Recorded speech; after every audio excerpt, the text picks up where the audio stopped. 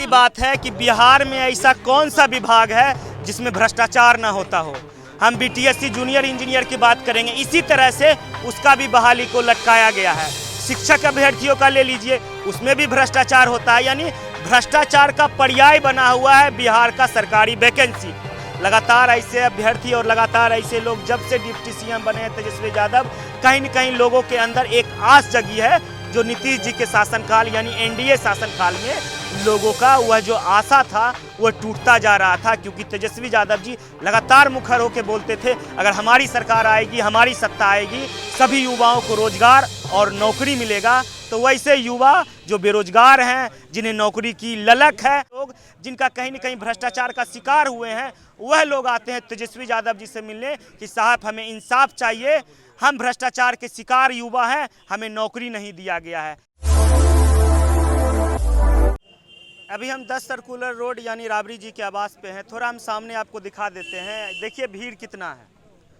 जब से Tejashwi Yadav ji deputy CM बने हैं लगातार लोग मिलने आते हैं उनसे, और देखिए इसी तरह का रस रहता है। अभी हमारे सामने कुछ अभ्यर्थी हैं। यह लोग ऐसे अभ्यर्थी हैं जिनके साथ भ्रष्टाचार हो गया। भ्रष्टाचार की शुरुआत हुई 2016 में।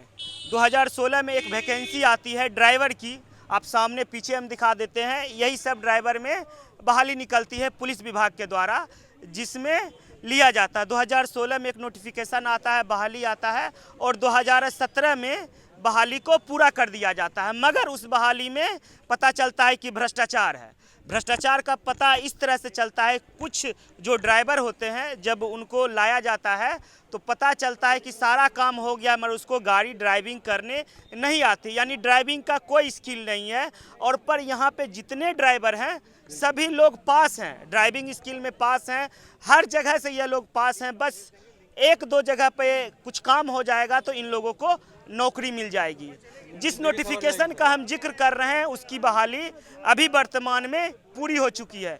इन लोगों का कहना है यह जो बहाली पूरी हुई है उसमें भ्रष्टाचार हुआ है, पैसे की लेन देन हुई है। यह जो बहाली है पूरी तरह से भ्रष्टाचार का पर्याय है, इन लोगों का कहना। आइए इन्हीं से पूछते हैं आखिर क्या कुछ है जो यह लोग आए हैं तेजस्वी यादव जी से मिलने के लिए। और एक बात है, तेजस्वी यादव जी से यह लोग पहले भी मिले हैं और तेजस्वी यादव जी इनके लिए लंबा चौड़ा ट्वीट भी कर चुके हैं कि अगर हम सत्ता में आते हैं आप लोगों को नौकरी देंगे। तेजस्वी यादव जी सत्ता में भी आ गए हैं तो यह लोग आ गए हैं कि साहब हम आपको याद दिलाने आए हैं कि आपने हमारे लिए ट्वीट किया था, अब आपकी बारी है। और तेजस्वी यादव ने बोला था कैबिनेट की पहली बैठक में हम लोग 10 लाख युवाओं को रोजगार देंगे।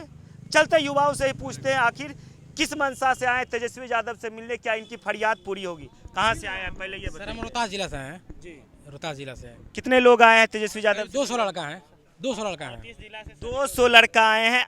किस लिए आए तेजस्वी यादव जी से? तेजस्वी यादव से मिलने आया था सर। केंद्रीय चयन परिषद द्वारा भर्ती लिया गया था सर ड्राइवर का 2016 में।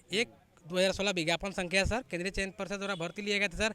उसकी भर्ती प्रक्रियाओं को 100% मानक जो था हम लोग पूरा किए हैं। फिजिकल, ड्राइविंग टेस्ट, सारा प्रक्रिया हम लोग शुद्ध रूप से पूरा किए हैं 100%। हाँ, तो सड़क पे कहाँ सारा है? चीज हम लोग हैं। तो सड़क पे कहाँ है? हाँ, इसलिए सर है कि उसमें बहाली में क्या हुआ कि फर्जी हुआ है सर।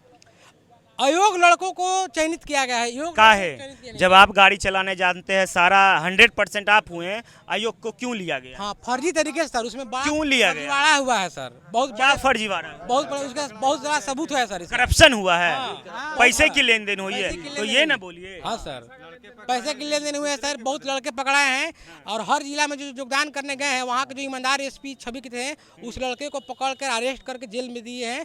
उसके सर हम लोग FIR निकाल कर लाए हैं हर जगह से। अब दो तरह का बात हो गया। आपने बोला कि फर्जीवाड़ा हुआ है और अभी आप बोल रहे हैं कि जो फर्जी में पकड़ाया गया है उसको अरेस्ट भी कर लिया गया, तो उन लोगों को तो हटा दिया गया होगा ना जी कहाँ है कि बोलिए ना जी, बाद में सर उन लोग हटाया गया है। तो हम उस उम्मीद से हम लोग पटना हाई कोर्ट में रिट याचिका दायर कर दिए कि सर हम लोग योग्य अभ्यर्थी हैं जिसका बड़े पैमाने पर आप ही के अधिकारियों द्वारा देखिए जहाँ तहाँ से निकल रही है। कितने लोग का फर्जीवाड़ा हुआ? फर्जीवाड़ा में लगभग अप्रोक्स सर 40 35 से 40 लोग लगभग। ये कानूनी रूप से जो मतलब दिखा रहा है कानूनी रूप से है। ऐसे बहुत से लड़के हैं जो फर्जी तरीके से पकड़े गए हैं, जो हम लोग अभी मालूम या संज्ञान में अच्छा, नहीं है। जिन लोगों को हटा दिया गया वह सीट भी तो खाली होगा अभी। जी हाँ सर, अभी 305 करीब सीट खाली है सर। और बेरोजगार आप लोग कितने लोग हैं जो कि मैरिड हैं? मेरे समझ बेरोजगार हम लोग सर 200 लगभग लड़के हैं। जी सर, उस हिसाब से तो हो जाना जी हाँ चाहिए। सर, हम उसी उम्मीद से सर बोर्ड का चक्कर लगा रहे हैं सर, खाली आश्वासन मिल रहा है, कुछ उम्मीद नहीं है सर। फिर से वैकेंसी आएगा तब ना फिर आप लोगों का होगा। नहीं सर,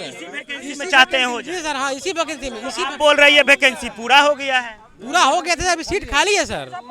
जब भर्ती है गलत तरीके से हुआ गया है सर, आप गलत लड़कों को लीजिएगा और योग्य लड़कों को नहीं लीजिएगा। आप भी बोल दीजिए क्या बोलना चाहते 305 सीटें फिर भी सब कुछ करने के बाद भी 305 सीटें खाली हैं जो पूर्ति नहीं की गई हैं, और हम जितने अभ्यर्थी हैं 200-250 हैं, फिर क्यों नहीं लिया गया हम लोग को, क्यों नहीं लिया जा रहा है? तेजस्वी यादव जी आप लोगों के लिए क्या कुछ बोले? वो पहले भी आश्वासन दे चुके हैं हम लोग की तरफ से। हम लोग को उम्मीद है इनसे कि वो आश्वासन नहीं, इस बार कोई ठोस कदम क्या उठा। आश्वासन दिए?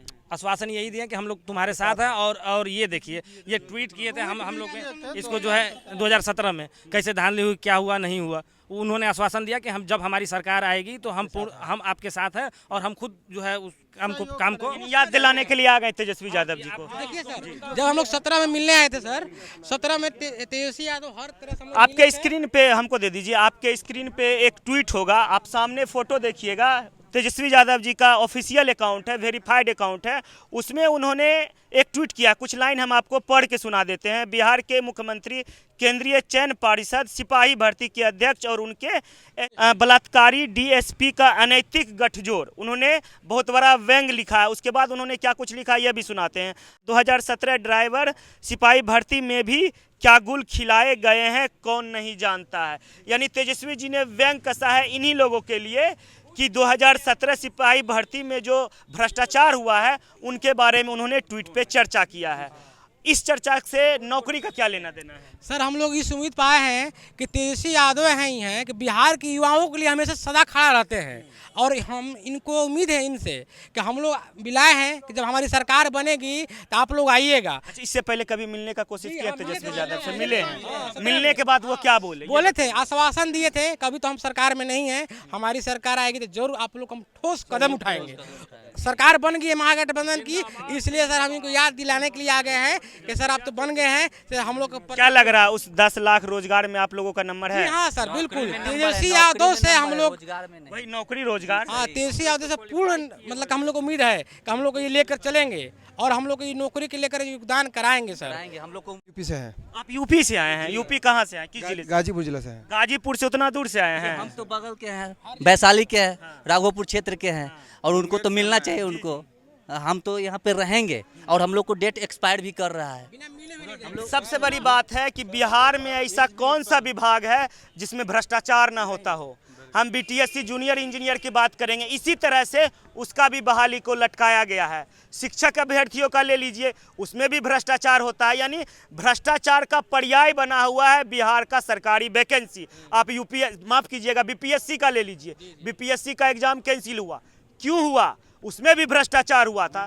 तो भ्रष्टाचार ऐसा कौन सा विभाग है जहां बिहार में नहीं होता है? और वैसे अभ्यर्थी जो कि मेरिट में रहते हैं, सभी पूर्णता आहारता को वह पास करते हैं और सड़कों की खाक छानते। आप देख सकते हैं, इन्हें लगा कि तेजस्वी यादव आ रहे हैं तो दौड़ के चल गए कि साहब से जरा सा मिल ले तो हमारा काम हो जाए। लगातार ऐसे अभ्यर्थी और लगातार ऐसे लोग जब से डिप्टी सीएम बने हैं तेजस्वी यादव, कहीं न कहीं लोगों के अंदर एक आस जगी है जो नीतीश जी के शासनकाल यानी एनडीए शासनकाल में लोगों का वह जो आशा था वह टूटता जा रहा था। क्योंकि तेजस्वी यादव जी लगातार मुखर होकर बोलते थे अगर हमारी सरकार आएगी, हमारी सत्ता आएगी, सभी युवाओं को रोजगार और नौकरी मिलेगा। तो वैसे युवा जो बेरोजगार हैं, जिन्हें नौकरी की ललक है, वैसे भी नहीं कि हम ऐसे आ गए खड़े, वैसे लोग जिनका कहीं न कहीं भ्रष्टाचार का शिकार हुए हैं, वह लोग आते हैं तेजस्वी यादव जी से मिलने कि साहब हमें इंसाफ चाहिए, हम भ्रष्टाचार के शिकार युवा हैं, हमें नौकरी नहीं दिया गया है।